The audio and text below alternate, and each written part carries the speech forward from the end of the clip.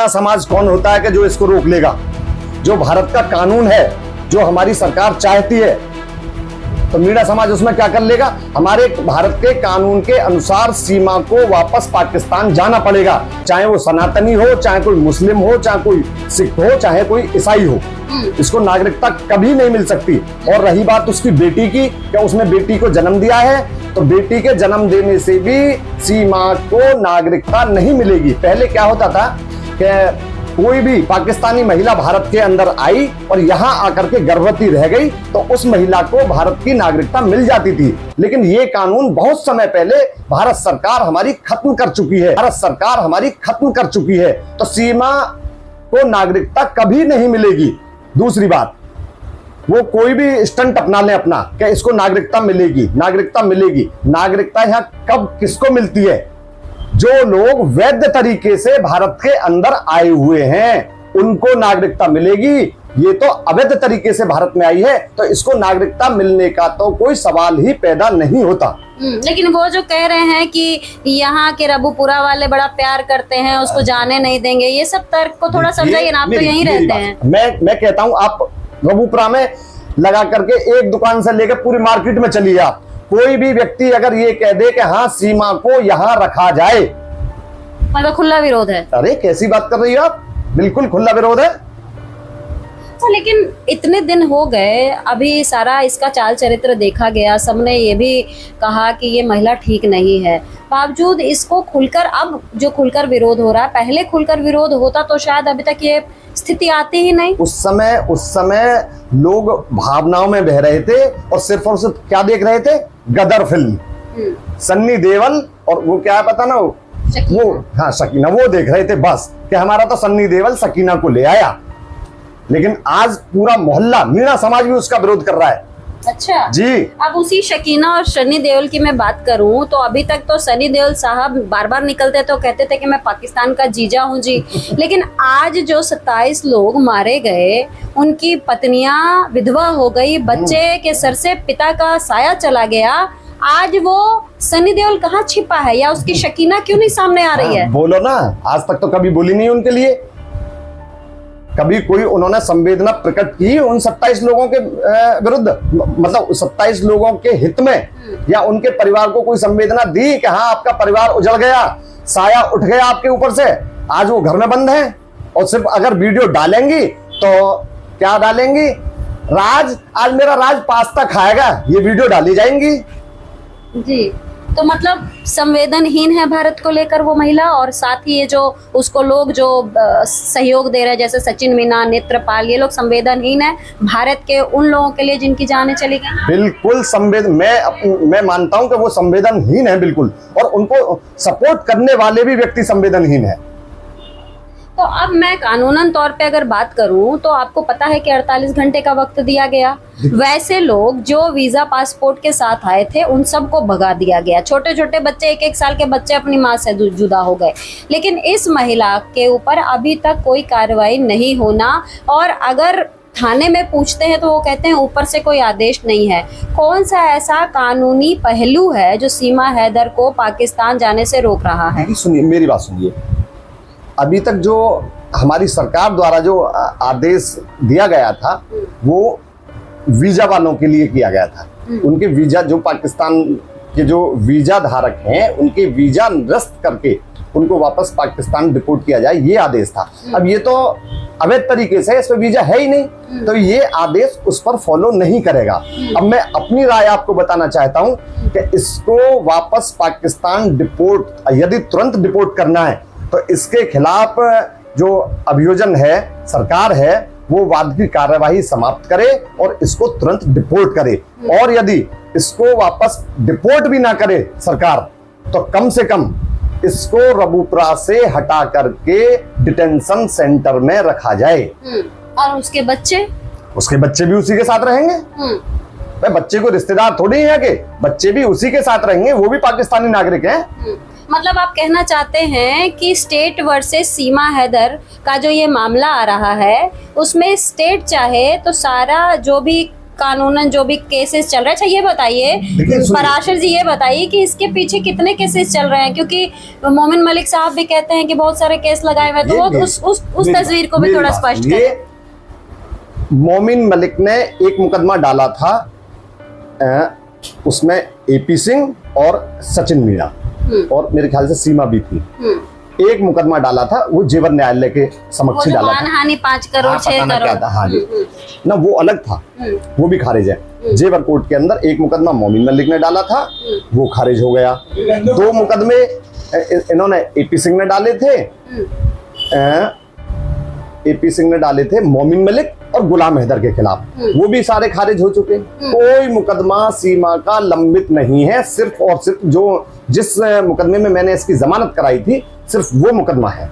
मतलब कहें तो एपी सिंह की तरफ से जो मोमिन मलिक साहब और गुलाम हैदर को लेकर जो मुकदमा लगा था वो डिस्पोज ऑफ हो चुका है। बिल्कुल खारिज हो चुका है। वहीं आप बिल्कुल ये स्पष्ट बता रहे हैं कि मोमिन मलिक साहब की तरफ से भी अभी कोई केस नहीं है सीमा अभी को फिलहाल लेकर। कोई केस नहीं है, मेरे संज्ञान में कोई नहीं है। मतलब क्योंकि हम सीमा को इसलिए कह रहे हैं, नेत्रपाल हो सचिन को हो तो वो उससे हमें लेना देना नहीं, क्योंकि केस तो चलता रहेगा, वो देश से जुड़े लोग हैं, लेकिन सीमा को लेकर कोई केस नहीं है। कोई केस नहीं है। अच्छा, एक चीज जो आप क्योंकि वकील हैं और आप बहुत अच्छे से हमें समझा सकते हैं, बार बार मोमिन सर कहते हैं कि बच्चों की हमने कस्टडी ले ली, बच्चों की कस्टडी ले ली। बच्चों की कस्टडी ले ली, तो अब तक बच्चे यहाँ कैसे हैं बताइए, मुझे जवाब दें। कहां से कस्टडी ले ली उन्होंने?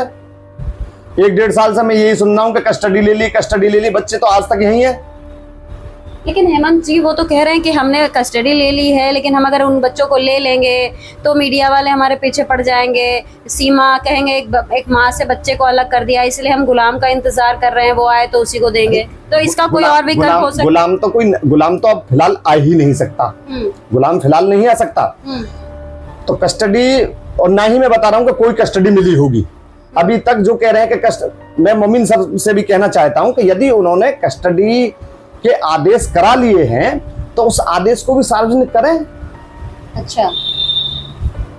अच्छा, ऐसा हो सकता है कि अगर मान लीजिए उनके पास ऑर्डर है तो वो नेपाल जाके बच्चों को छोड़ा है, वहां से बुला ले, वहां बिल्कुल हो जाएगा। यदि कस्टडी गुलाम हैदर की तरफ से, गुलाम हैदर के वो एडवोकेट हैं, और यदि उन्होंने कस्टडी ले ली है तो वापस गुलाम हैदर के पास भेजे जा सकते हैं बच्चे। तो आखिर उसमें भी कुछ उसमें भी अड़चने आ सकती हैं, हो सकता है अड़चनों की वजह से नहीं छोड़ पा रहे हैं। कोई अड़चन नहीं आएगी, सिर्फ और सिर्फ केंद्र सरकार की जो प्रक्रिया है विदेशी व्यक्तियों को डिपोर्ट करने वाली, वो ये बस, और कुछ नहीं है। कोई अड़चन नहीं आएगी बच्चों को भेजने तो में। जो ताजा मामला चल रहा है जिसमें खुद केंद्र सरकार ने कहा है कि सारे पाकिस्तानी जाएं, तो अगर वो जो भी इनके पास ऑर्डर की कॉपी है अगर वो केंद्र को दिखाएं तो उनको सहूलियत दी जा सकती है और नेपाल उनको मतलब मदद कराई जा सकती है ताकि बच्चे चले जाएं। देखिए सुनिए, मेरी बात सुनिए, ये सारे बच्चे और सीमा अवैध है ये, तो जो आदेश है वो अवैध के लिए नहीं है, ये अभी जो वीजा धारक हैं उनके लिए है। अवैध के लिए तो मैं बता रहा हूं कि अगर इसकी कानूनी प्रक्रिया चली, अब मैंने सबसे जल्दी डिपोर्ट करने वाला भी आपको बता दिया कि सरकार इसके मुकदमे की कार्यवाही को स्थगित करके वो उसको तुरंत डिपोर्ट कर सकती है।